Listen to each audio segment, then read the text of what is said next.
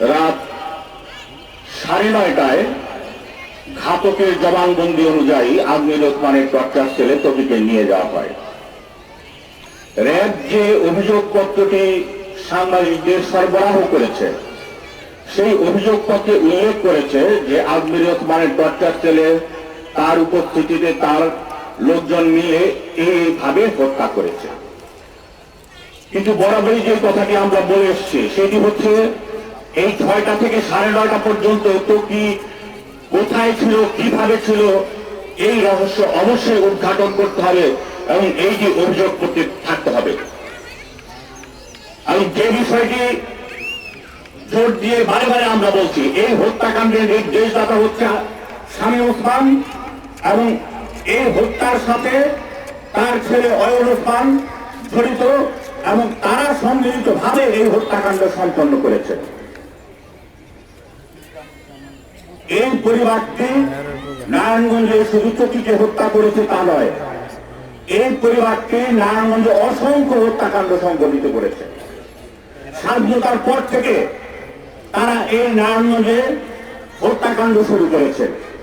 73 সালে জাহাঙ্গীরনগর বিশ্ববিদ্যালয়ের যে রোকনকে এই পরিবার হত্যা করেছে।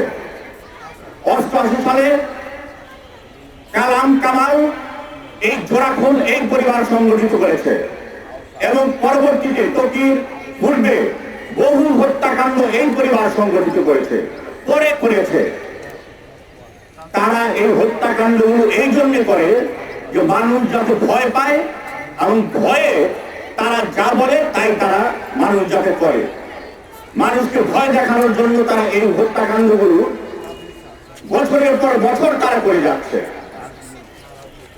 এবং এইদিকে একটা খুনি পরিবার এইটি উন্মোচিত হয়েছে তকি হত্যার পরে।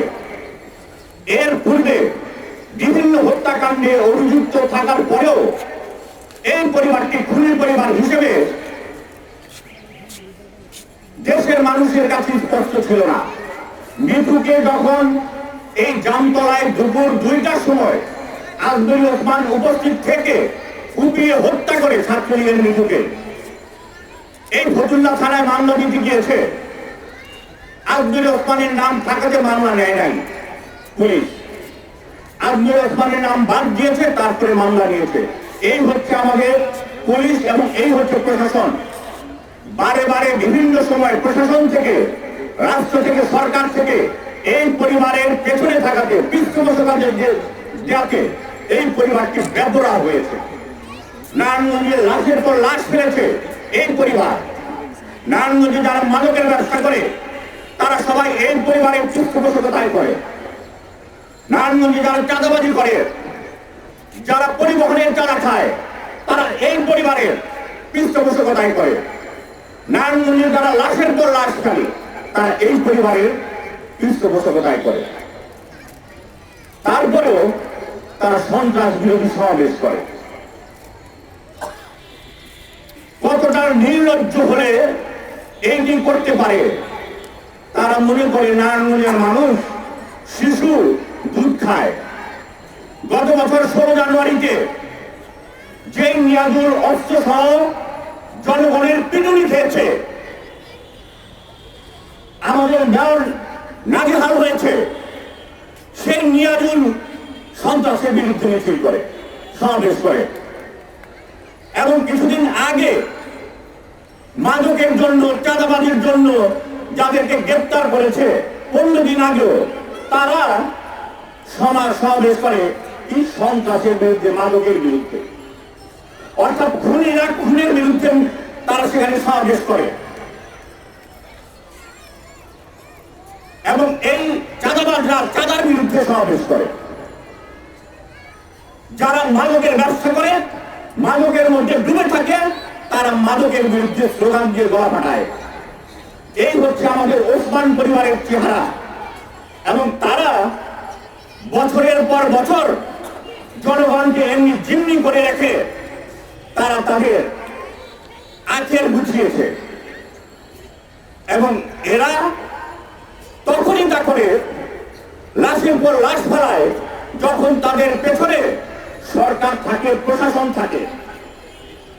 এবং তারা হচ্ছে সেই পরিবার যখন তাদের পেছনে কোনো সরকার প্রশাসন না থাকে, লেজ গুটিয়ে তারা দেশের বাইরে পালায়। কারণ তারা জানে যে যদি তারা দেশে থাকে তাহলে পিটিয়ে তাদের লাশ ফেলে দেবে এই জনগণ। যে জন্য সরকার যখন তাদের পেছনে থাকে তখন তারা এই অপকর্ম করে বেড়ায়। আমি আজকে বিচার হচ্ছে না এই জন্য যে হেতু সরকার তাদের পেছনে রয়েছে। আমরা এখানে বলেছে যে এই যে সালমান সাকিব 1.5 বছরের একটা শিশু, তাকে অপহরণ করেছে, 14 মাস হয়েছে। কেন করেছে? তার কি দোষটা ছিল? তো পুলিশ বলছে সে জীবিত আছে। পুলিশ যদি জীবিত আছে জানে কেন বের করে না? যারা তাকে অপহরণ করেছে তাদের সাথে পুলিশ প্রশাসনের যোগ সাজশ হয়েছে, এই জন্য বের করে না। নয়তো একটা 1.5 বছরের শিশু অপহরণকারীকে কেন বের করা যাবে না? প্রশাসনের এই যে দ্বৈত চরিত্র, জঘন্য চরিত্র, এইটি রাষ্ট্রের চেহারাটাকে কলঙ্কিত করে।